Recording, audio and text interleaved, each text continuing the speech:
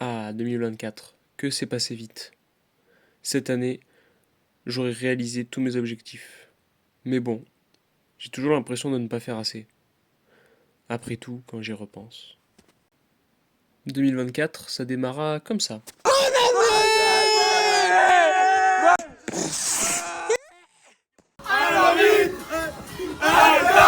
Janvier.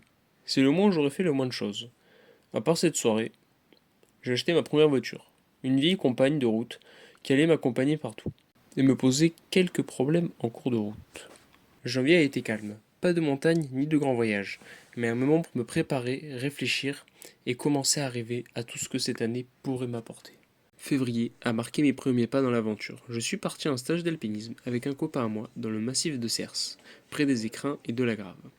C'était une découverte, mais comme toute aventure, celle-ci n'a pas été sans imprévu.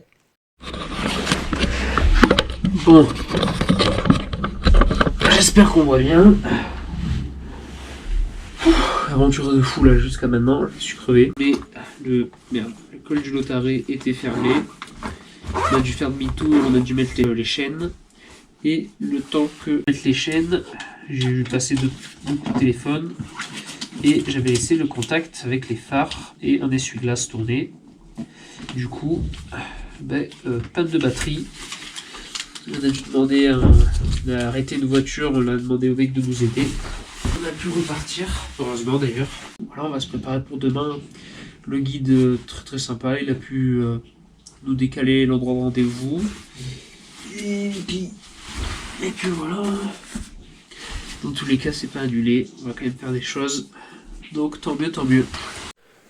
Quand j'y repense, ce moment m'a appris que les imprévus font partie du voyage et que chaque galère est une occasion d'apprendre ou de partager une bonne histoire.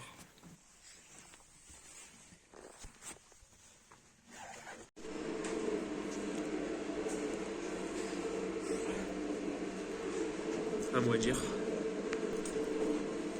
Très très bon. Un petit bonbon. Un bon repas. Je vais quand même monter un petit peu le petit air.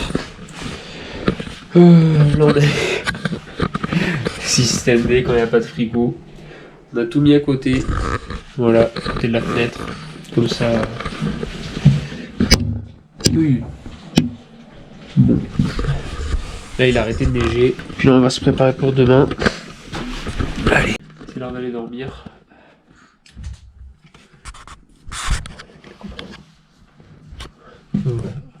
Le reste du stage a été une expérience inoubliable, entre l'effort, le froid et les paysages.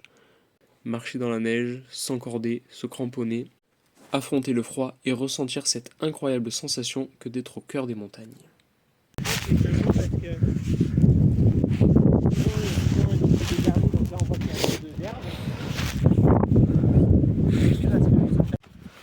Mais bon, vaut mieux rien un peu. J'ai compris que les montagnes demandaient beaucoup, mais qu'elles donnaient encore plus. Déjà le deuxième mois de l'année, et voilà que j'ai réalisé un de mes objectifs.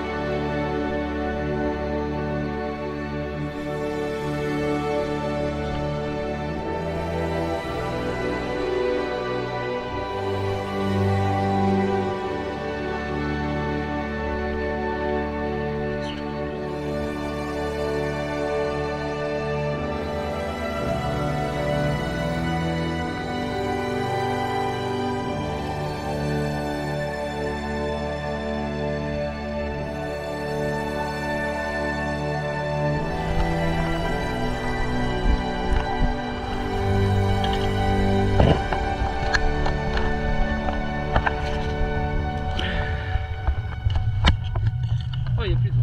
Enfin, presque.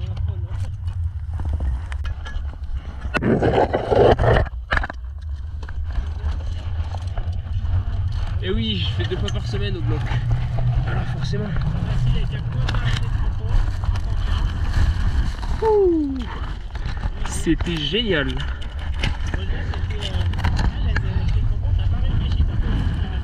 Ah ouais. Ouais, franchement, c'est bon.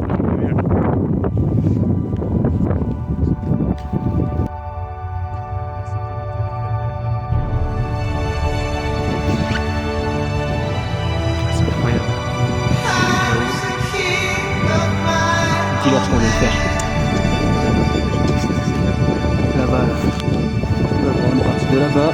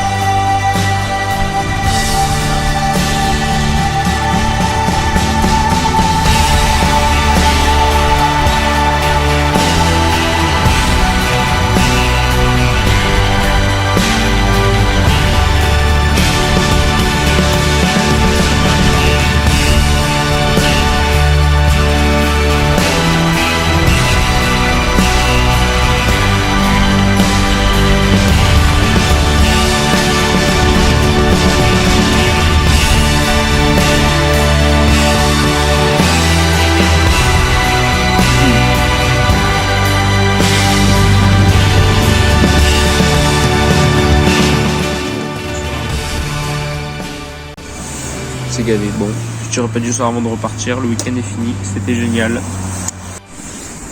Et voilà, on mange. Après, on reprend la route. Pour finir ce deuxième mois, j'ai aussi passé une semaine en station de ski avec ma famille. Une petite station dans le massif du Cara. Cette année était une année froide, avec beaucoup de neige, mais c'était un régal. Mars aura prolongé l'hiver avec une nouvelle semaine de ski à Moline. Encore une semaine glaciale et enneigée. De quoi se régaler. Just because of you, I'm betting on you, you know it for you. I'm feeling for you, good morning, my love. I wanna let you go laughing in my love. Everything my love is for you. I love you, I be you, fool by you. You know my love, let's go. I know you know, I'll never let you go. Come on, my love, let's go. No, I will never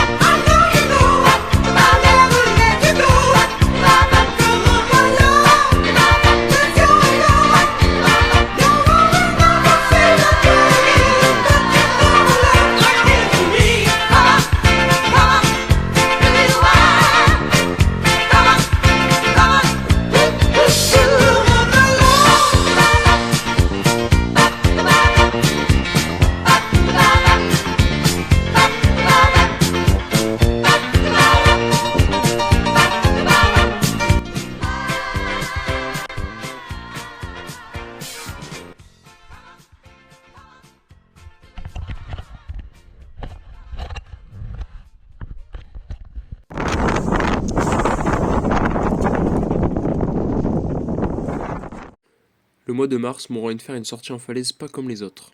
Ma première grande voie, une petite bien sûr, de longueur, de quoi valider un autre de mes objectifs que je m'étais donné. Mais trop courte à mon goût. Satisfait de m'en savoir capable, je sais que je vais devoir en refaire des plus grandes. Avril aura marqué le début de mes grandes aventures. 2 jours et demi autour du mont Lozère, sous un vent glacial et des températures qui mordaient la peau. Là-bas, c'est une nature brute, sauvage. Et ce week-end, c'était aussi le désert humain. À partir du vendredi soir, 17h, jusqu'au samedi après-midi, 14h, nous n'avons vu absolument personne. Pas une âme. Une étrange sensation. Être seul au monde, entouré seulement par le vent, le froid, le silence et la nature. Juste au moment où on se disait « Tiens, ça fait presque 24 heures qu'on n'a vu personne », on entendit « Bonjour ». J'ai d'abord cru que mon ami me faisait une blague, mais non, c'était un cycliste qui surgissait de nulle part. Un vrai mirage humain. Cet instant m'a laissé une drôle d'impression, comme si la solitude qu'on avait ressentie pendant ces heures amplifiait la présence du moindre être humain.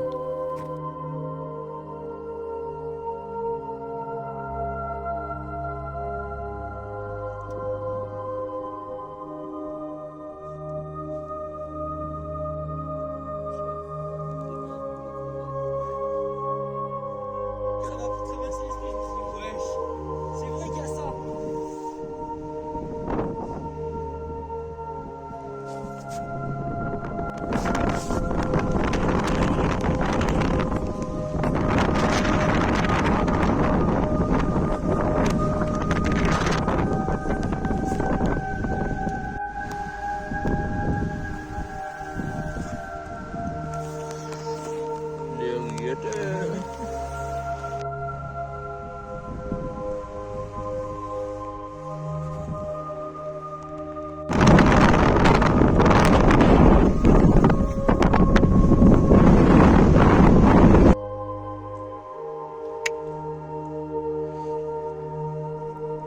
Hier, on était là-bas, en dessous de mon bâton, et on a fait...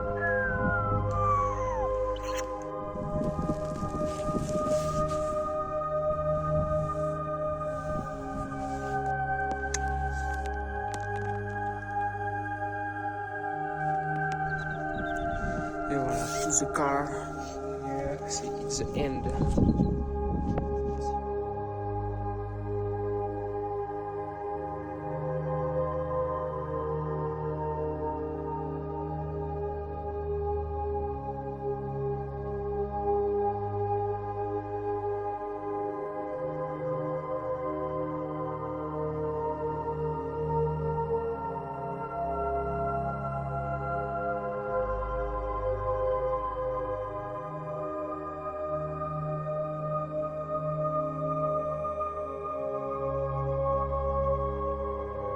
Après ce trek, à subir les éléments, c'est les premières sorties grimpe avec les copains. De quoi revoir les manips de grande voie et commencer à se réentraîner. Découvrir de nouveaux sites et tout simplement profiter du beau printemps qui arrive.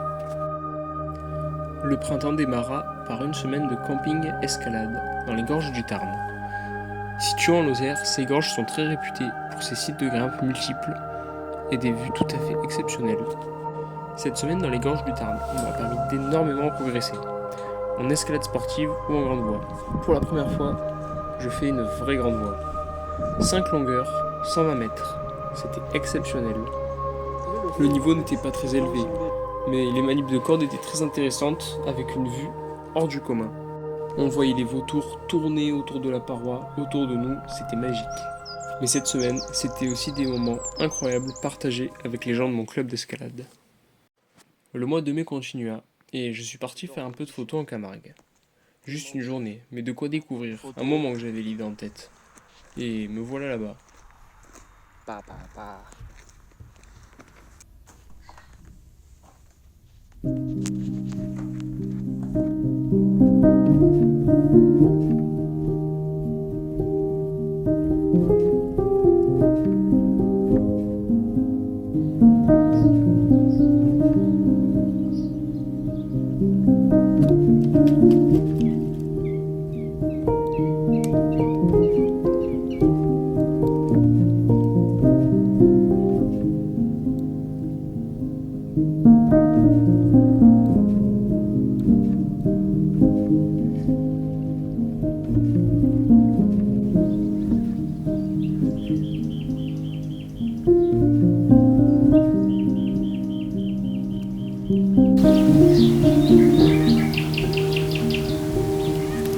Voilà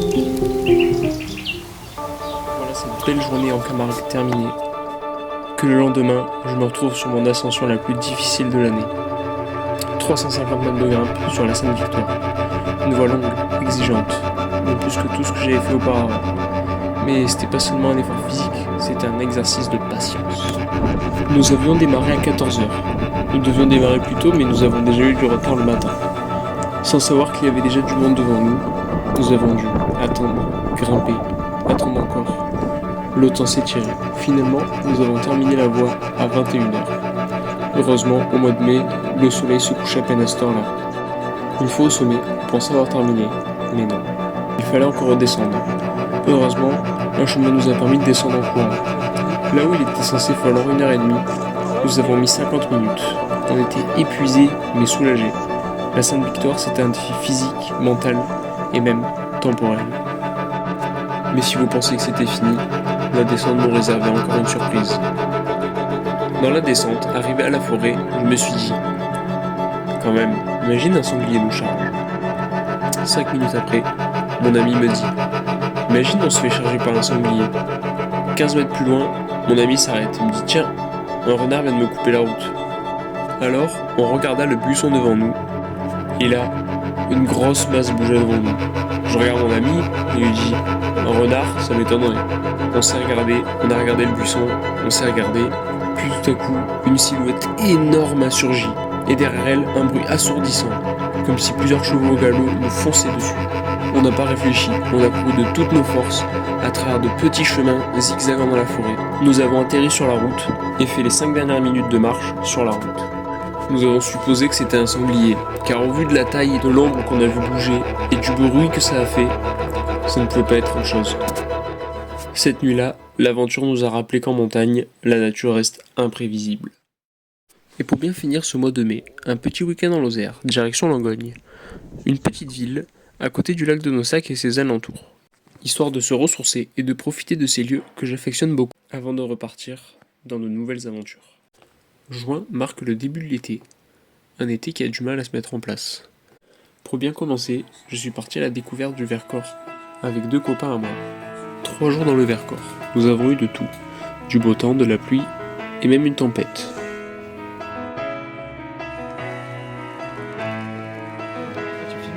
Ouais. Bon, moi j'ai à droite.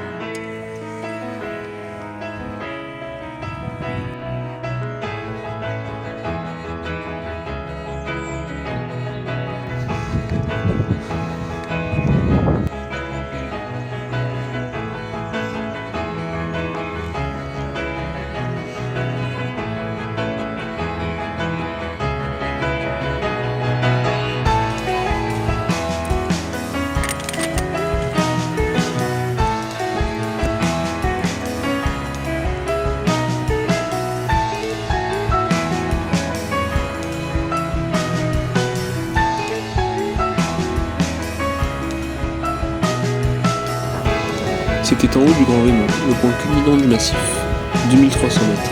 Nous avons gardé ce sommet sous forme de 2 groupes. Mes 2 amis, ont habitués à la montagne, sont partis tous les 2 ensemble. Ils ont mis presque 2 heures aller-retour pour atteindre le sommet, avant de revenir à la cabane des Aiguillettes.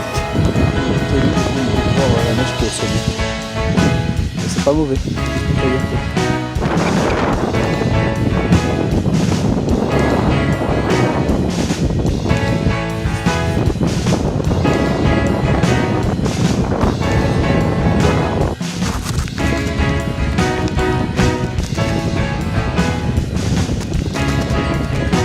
Moi, j'y suis allé tout seul. J'aurais mis un peu moins d'1 heure aller-retour, mais avec un vent terrible, de la grêle et une tempête au sommet. Pour ensuite redescendre à la cabane des Aiguillettes, là où nous passerons la nuit. Quand je suis arrivé au sommet, il n'y avait aucune vue, mais c'est pas grave, le défi était là.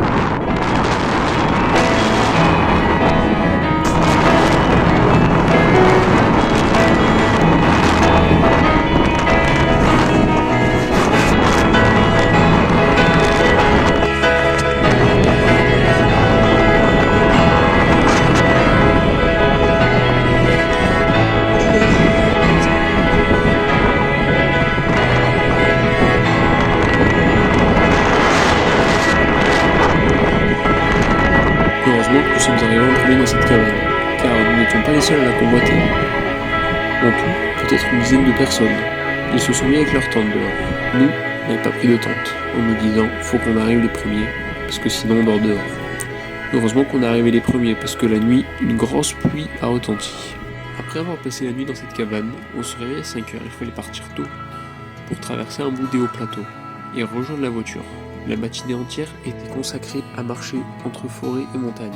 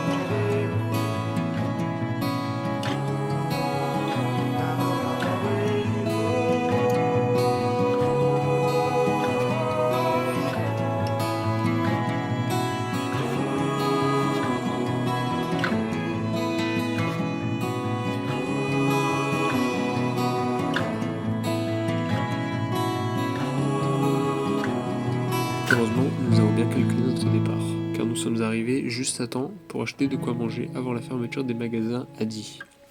Un timing parfait. C'est un très beau massif, je pense bien y retourner. Quand, je ne sais pas. Entre les belles montagnes, les forêts, les animaux et les plateaux, c'était magnifique.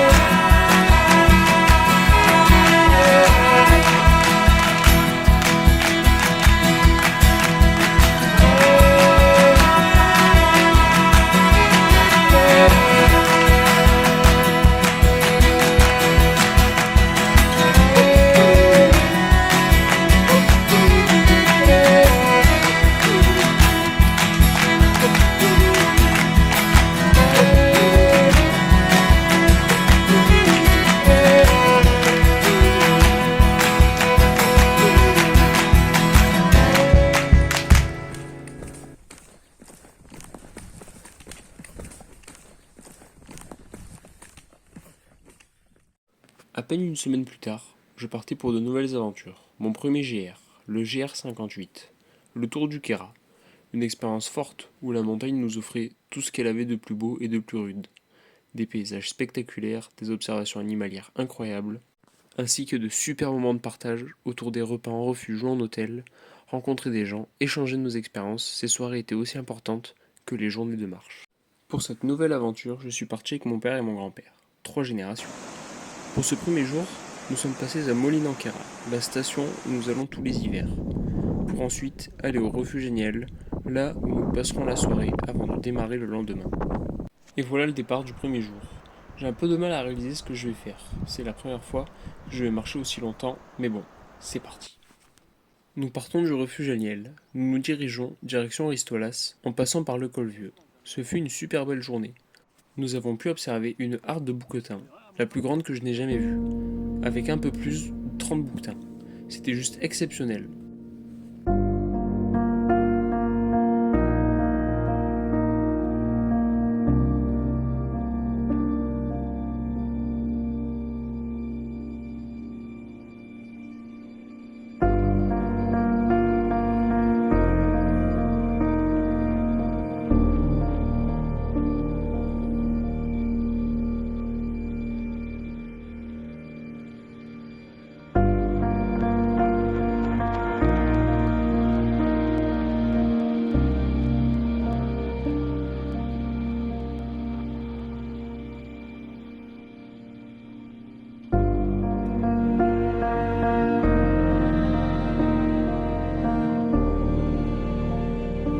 Après une longue descente, nous sommes enfin arrivés à l'hôtel.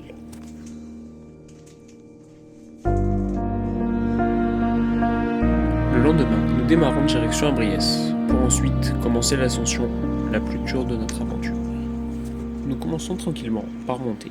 Nous voyons, bien au-dessus de nous, un épais brouillard, mais nous continuons à marcher, se rapprocher petit à petit des nuages.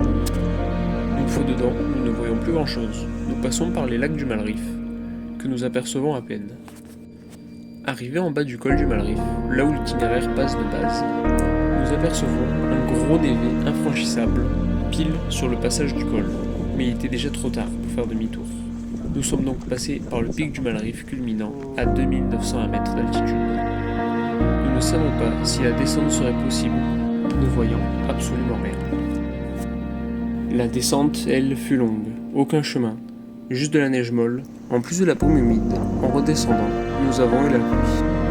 Nous sommes finalement arrivés trempés au refuge des Fonds de Servir, où nous avons pu mettre à sécher nos affaires et nous reposer jusqu'au lendemain. Nous sommes repartis le lendemain, après de chouettes rencontres. Nous avons même revu certaines personnes que nous avions déjà croisées dans notre refuge auparavant. Nous démarrons les chaussures humides de la veille, de quoi pimenter cette journée qui ne sera pas excessivement dure, sauf un passage avec des arbres cassés à cause du vent, nous supposons.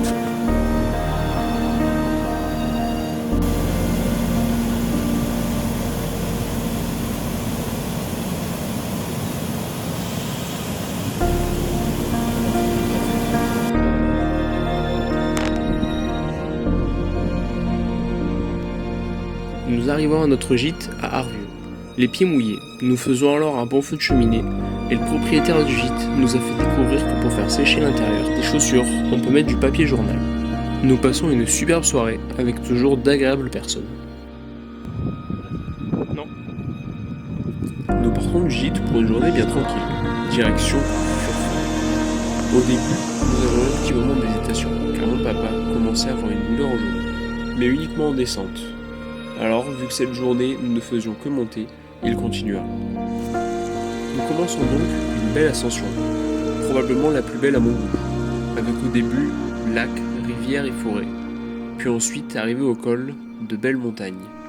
C'était magnifique. Une fois redescendu du col et arrivé au chalet de Furfond, c'était juste magique. Un paysage à couper le souffle et une ambiance vraiment incroyable.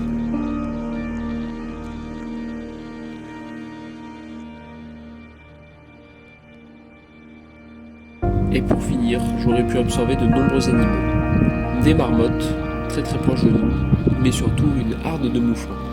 Au début, 2 mâles, puis ensuite, le reste de la harde. Les femelles et les enfants. C'était un moment magique que je n'oublierai jamais.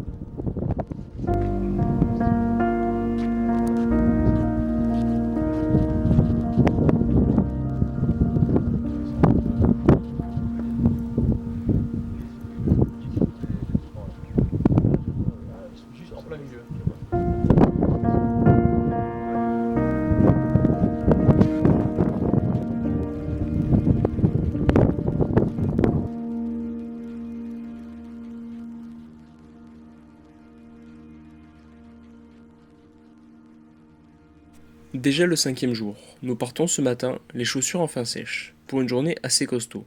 1600 mètres de dénivelé négatif et 1000 mètres de dénivelé positif. Mais avec les quelques jours de marche derrière nous, nous nous sentions bien.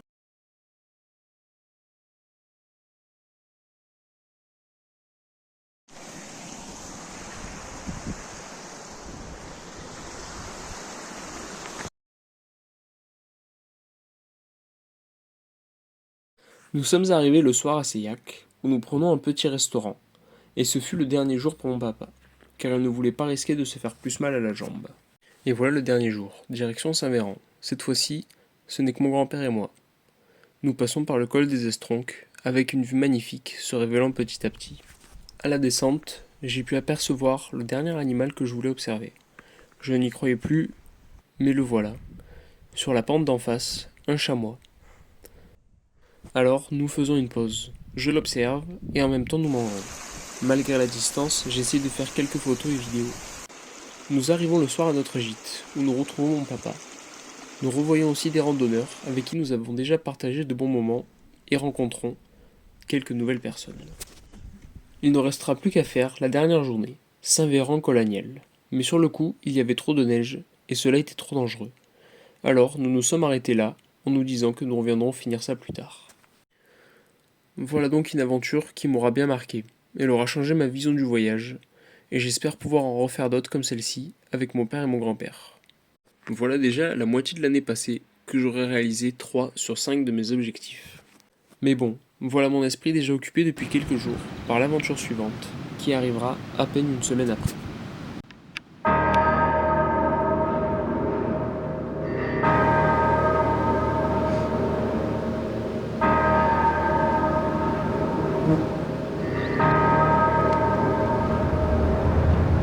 Run, boy, run. This world is not meant for you. Run, boy, run. They're trying to catch you. Run, boy, run. Running is a victory. Run, boy, run. Beauty lies behind the hills. Run, boy, run. The sun will be guiding you. Run, boy, run. They're dying to stop you. Run, boy, run. This race is a prophecy. Run.